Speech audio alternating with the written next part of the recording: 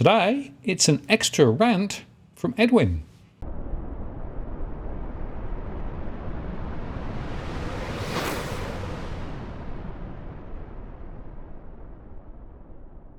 Hello again, it's Martin North from Digital Finance Analytics, where there's posts covering finance and product news with a distinctively Australian flavour. Now it's Friday, not Monday, but Edwin's back with me because we've got some really important news. Hi Edwin, how are you going? G'day, Martin. Doing well. Yeah, just the rain, it's put a bit of a damper on the fish pond, but hey, it is what it is. But we are also noticing a lot of changes, like we said in our first rant for 2022. We said the goalposts will be shifting, and I think what we're going to be sharing today is a very important topic and a point as the goalposts for open houses and for anybody trying to buy. I think the goalposts are going to be moving rapidly, particularly over the next few weeks, if not next couple of months.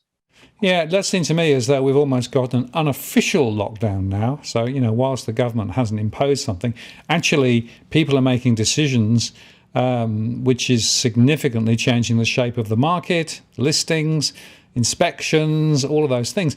And that could have a very profound consequence on the property market itself. Look, huge consequence. We're starting to do the team's starting to reach out to the agents that have got off market listings, obviously, and trying to get in there first cab off the rank.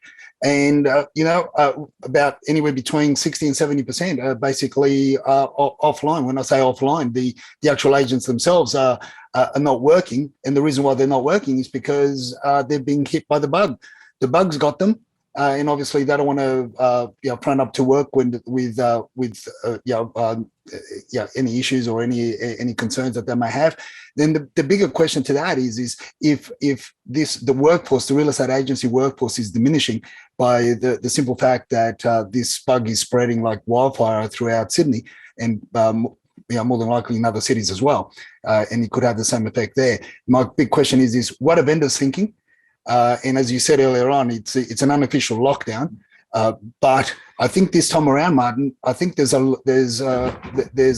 extra fear, and people are more fearful because it's really one of those scenarios where because things appear to be like the government's letting it rip with very little control to an extent. It's people I think are going to be pulling their listings off market, or it's going to be very special ways or reasons as to get into to inspect homes. And we'll talk a little bit more about that as we go along. Absolutely. Well, it's interesting. I've just had my survey back for the first week of the new year, and the confidence levels amongst households has gone really down significantly. I think that's to do with the bug. And, one of the things that you might choose to do is rather than list now, list later. And particularly if you think that there are smaller numbers of people looking for property because they can't get around and can't visit, then, it's a self-reinforcing fact, isn't it? You're not going to list into a weak market, because the chances are if you list into a weak market, unless you absolutely have to sell, you're going to end up with a weaker profit.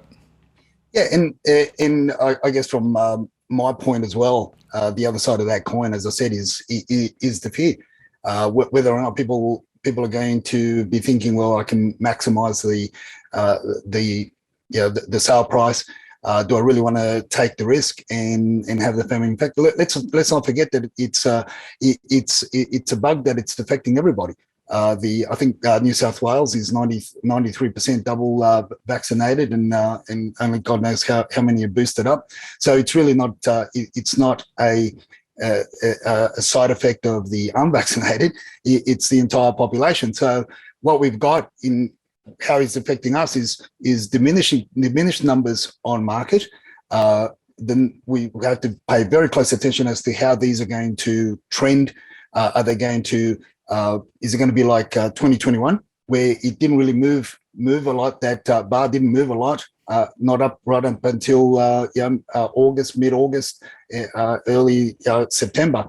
And if that's the case, what we've got the unfortunate thing is that local home buyers or local property buyers have got another concern on their hands, and that is when the way that the government's going, and it's pointing in all, everything's pointing to open borders, international borders. And if that's the case, and we've got diminished numbers on market, well, we've got another tsunami of people that are cashed up, that are very highly skilled people, as we've been saying for over a year now, that the WeChat chatters have been telling us who's ready to come in the different, the three top category professions, medical, finance, and IT. And these people are coming in with a lot of money, mate. These people are families that are coming in that have sold, they're not necessarily borrowing high LVRs. They've got very low LVRs, if any. And the properties, the homes particularly, are going to be very, very attractive. And if apartments don't come on market as well, we could also see a stabilizing of the falls that we were seeing up to the end of last year. We could see a stabilizing. Who knows? But that correlation between properties for sale, listings for sale on market is going to be very, very significant. And I dare say, Martin, it's going to be a lot more significant, not so much for the locals, because the locals, I think it's a 10-to-1 ratio with regard to the serviceability. So a lot of them are already out by the sheer fact that they're borrowing 10 times the amount of money they're earning in order to buy a home. So, but we've got that big group of people that are international group that are coming in to buy. So low listing numbers, unfortunately, it's going to put, I believe, a lot of pressure on the locals to come in, and that's the unfortunate thing. But again, you sort of wonder, is it all planned? Well, it's convenient, isn't it? Just before the election, I think we have an election in May, and suddenly house prices are up again and moving in the right direction. Interest rates didn't go up because effectively everyone was worried about the impacts on the economy of the latest version of the bug. There are a few things falling into place, maybe not necessarily as you would want to see. And I guess the question, I suppose, at the moment is it showing up in the listings numbers already, or is the listings still where they were? Look, we've had about 300 or so homes come on market this week, new dwellings. And look, with the banter that was going around, and also in the mainstream media last, in middle of December last year, there was a lot of talk in, I think, the Sydney Morning Herald put out an article where a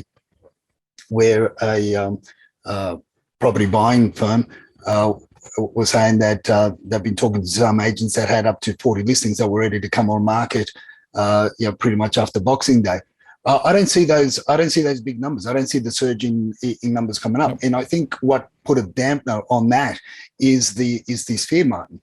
So I think the psychological side of things is, transacting property is very, very emotive, very, very emotional. So you're going to get, emotions around high when you're buying, when you're selling, when you're in between and otherwise. So all I'm saying and what I'm reporting is that, the fact that agents aren't available to show us the properties that we were talking about, pre New Year, that we'd already been talking to them to get a heads up, to get a look in before everything really comes online.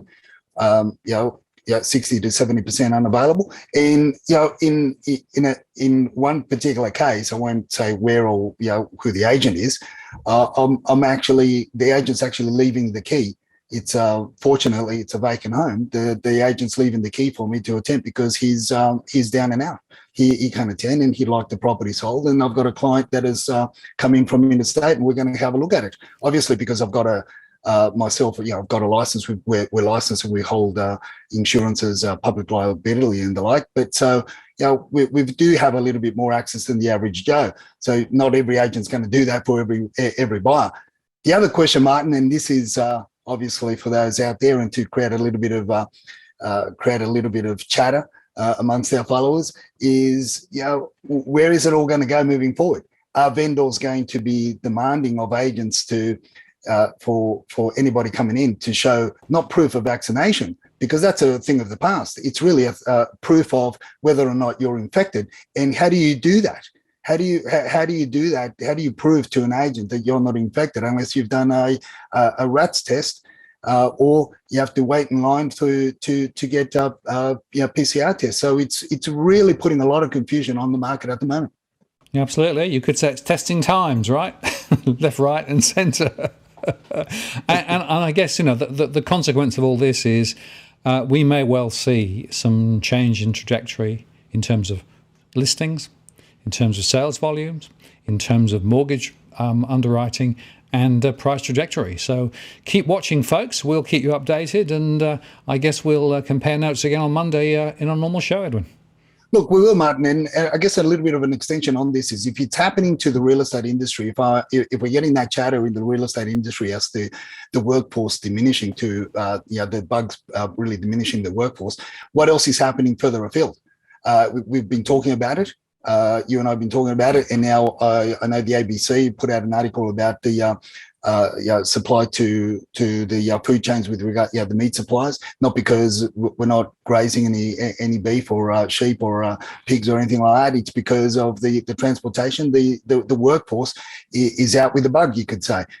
So it's not just the real estate industry that's being affected. It's across the board, and that is going to have huge ramifications on the whole economy. So it's a wait and see. And we'll definitely keep an eye on this for our Monday rant, and I'll fill everybody in as to how we got around, what we did, or what's happening, and what the chatter is in the industry. Well, I appreciate your time today, Edwin, and very important to call this out to people, and we'll update them again in the next few days. Definitely. Good to see you, Martin, and you have a good weekend. You too. See you later. Cheers.